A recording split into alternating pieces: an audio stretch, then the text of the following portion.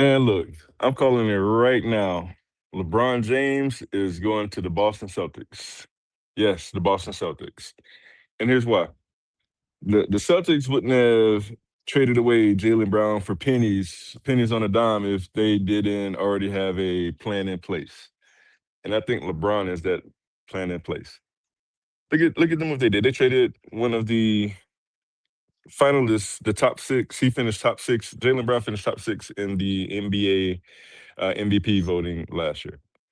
Right. So, and you get back Paul George, who hasn't truly been relevant in years outside of being the punchline of injury jokes, constant injury jokes.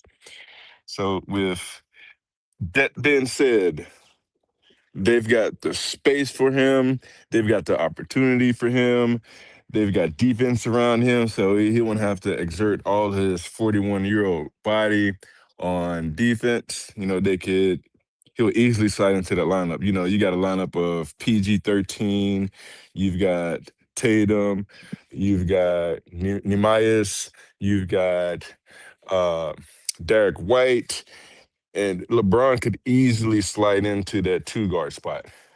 So I'm calling it right now. LeBron to the Celtics. It just makes too much sense. He could run the show for them. Him and Tatum would be an all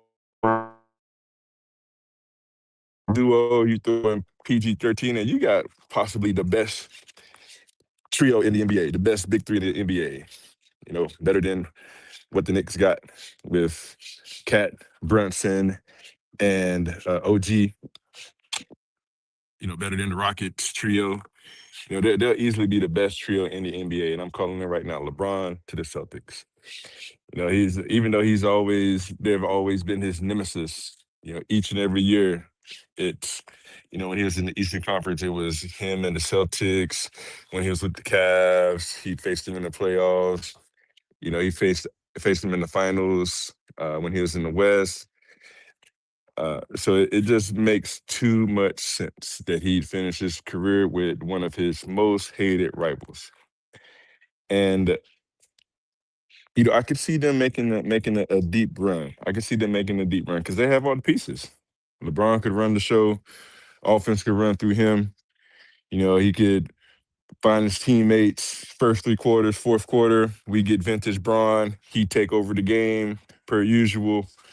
Tatum could ease his way back from that Achilles injury. I know he rushed back a little early last year.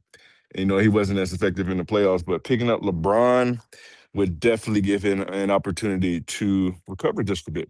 And I know Celtics fans would probably hate this move, but man, like you guys are in win now mode.